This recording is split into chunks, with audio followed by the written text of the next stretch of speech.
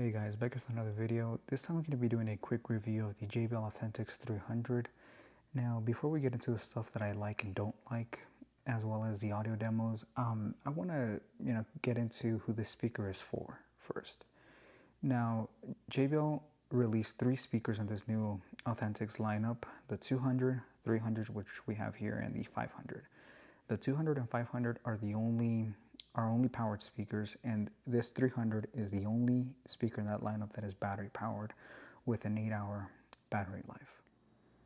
That being said, I don't think most people should buy this speaker based on its portability. I think most people should buy this if you need something a little more powerful than the Authentics 200, but not something as large or as expensive as the Authentic 500. I think for a lot of people this would be a nice middle ground in terms of size, to sound quality. So I think that should be the main reason you should get this speaker right in the middle of the lineup. The portability for me is, a nice addition, but it is not essential. It is not the reason I would want to keep this speaker. And the reason is that when I first unboxed the speaker and connected it to my phone with Bluetooth, I was a little bit underwhelmed with the sound quality. I was expecting a little more bass, more volume out of something this heavy and this large, since it is much heavier and larger than the Sonos Move 2. And I was not getting anything with this speaker that outmatched the Sonos Move 2. So I just wasn't sure why, for the same amount of money, $449 currently, and for something that's heavier, that's larger, why anybody would go with this over the Sonos Move 2. And then I plugged it in. Now, this is where I think JBL really went wrong.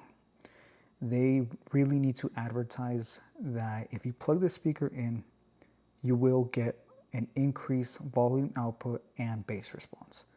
I could not find anything on their website or on the box that mentioned anything like this. And, when you read their website, when you read the box, it almost makes you think like, it's just the same type of speaker as whether you're using it on battery power or you have it plugged in, and that's not the case. I listened to this for a few days with just battery powered. I was not aware that I would get that volume increase if I plugged it in, and I was still a little bit underwhelmed. I really like the nice treble and bass adjustments up here. I like the different buttons. I really prefer these dials over, touch buttons, but I really did enjoy the look of this speaker and everything, but I was still underwhelmed with the sound quality. As soon as I plugged it in because the speaker was dying and I wanted to keep listening to music, keep testing it out. And as soon as I plugged it in, it was like, the speaker just woke up.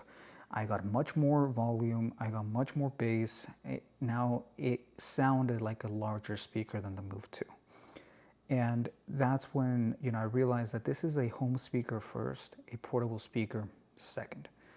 If you get a speaker like this, I would personally just recommend for you to want to maybe keep it in, your kitchen, your living room, your bedroom, wherever you're going to place it, and just keep it there most of the time. This is a speaker that will sound great in your home, that you can take outside, that you can take somewhere else. It's, to me, the difference in sound quality is pretty massive.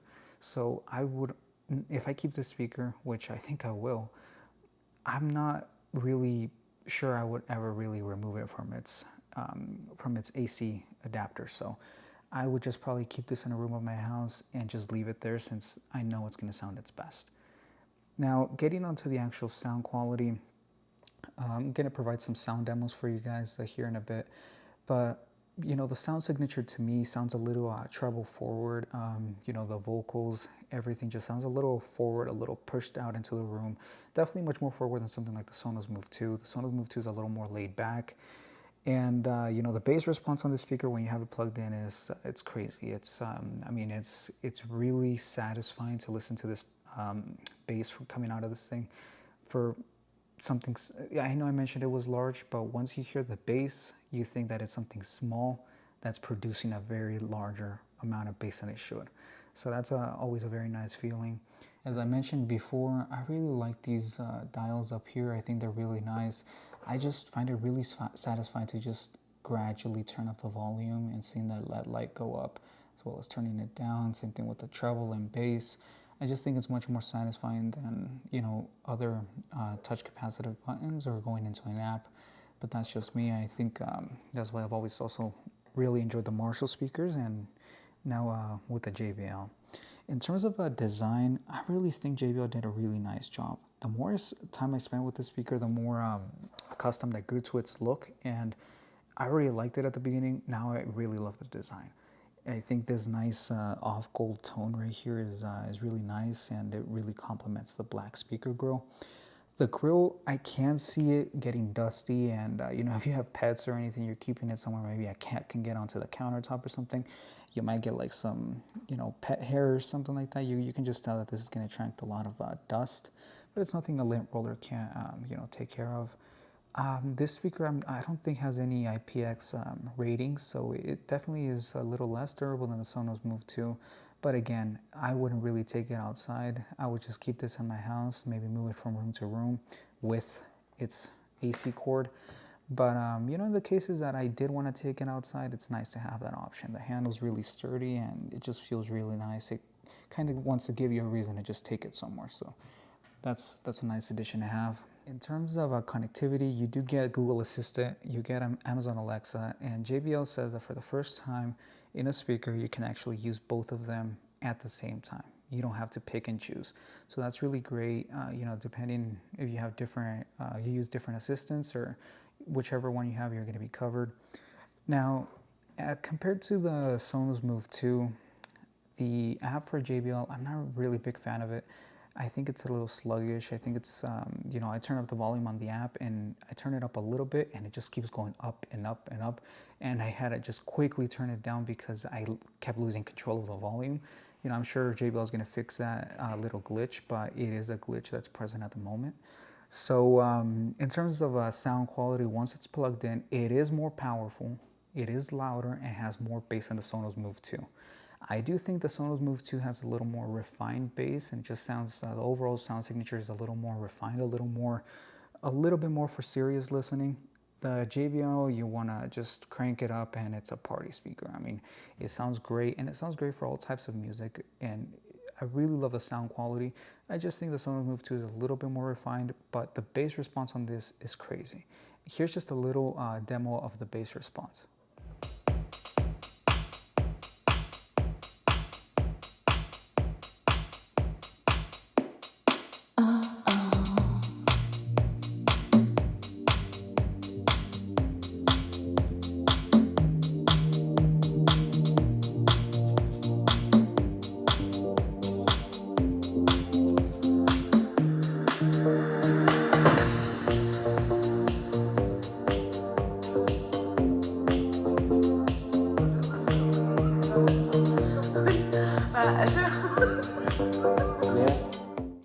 So now, as you guys can tell, the bass response, it's really great. And when you're resting your arms here, for example, right in front of the speaker, you can feel the energy just on the table. That's a really nice thing to have. You know, you're playing a song that you really like, and you just have that almost physical connection with that vibration, with that energy that you're feeling. And I would almost compare it with like when you're playing a game on PS5 and you have that haptic feedback on your remote. It just it gives you that extra sense of being immersed in the music. So having it right in front of you, it gives you a lot of energy, and I really like that about this speaker. Now with the treble, I do think it's a little treble forward, so I generally tend to turn the treble a little bit down, maybe to like around 40%, and try to turn up the bass a little bit. I might not get the most accurate sound signature, but it does sound really good. It can play very loud, and one thing that this speaker does have over the Sonos Move 2 is that at 100%, it still plays very loud, and you can clearly hear the bass response. You can still feel it. It's just a very powerful speaker, even at 100% volume. With the Sonos Move 2, you can clearly hear the DSP just kicking in and completely limiting the bass response after around 80%, and it's a massive difference.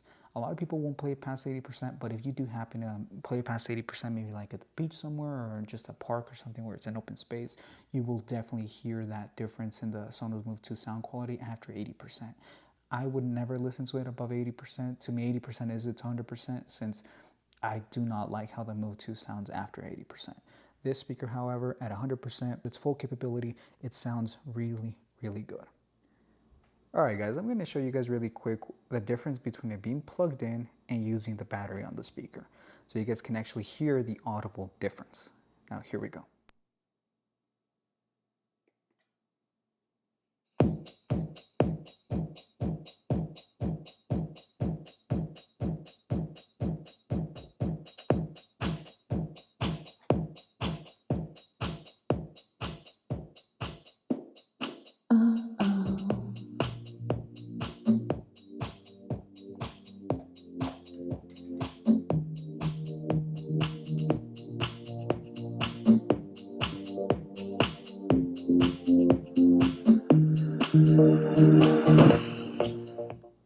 Alright, that's the difference I was talking about, and as you guys can see, I'm not sure if you guys can really hear the difference, but in person it's much more pronounced.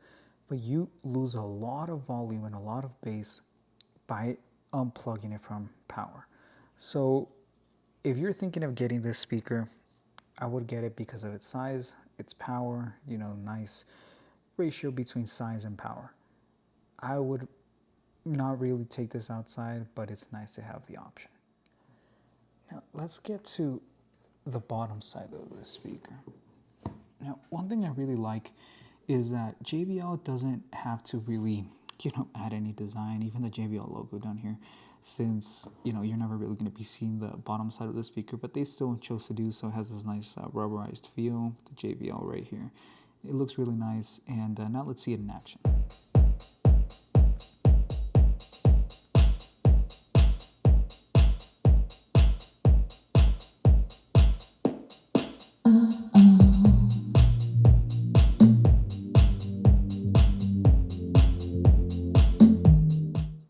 I would recommend this if you're going to put this in a corner in your house, any room, and you're just going to keep it there. Maybe move it from room to room, but always take the cord with you. Now onto the final few demos, and I hope you guys enjoyed this this quick review. If you guys enjoyed this, don't forget to like, comment, and subscribe. If you guys want to see the Authentics 500, I can get that in for you guys. I'm sure that I'm gonna really love that bass response in that speaker. The only reason I wouldn't consider keeping it is just because when I saw it in store, it just looked like a huge monster. So I can't really think of a room where I could fit it, but I'm sure it sounds great. If you guys wanna see it, let me know down in the comments. I'll get it in for you guys. And for those of you that can, find a place for it in your home, I envy you. Now let's get on to the final few demos for this speaker. Yeah, yeah.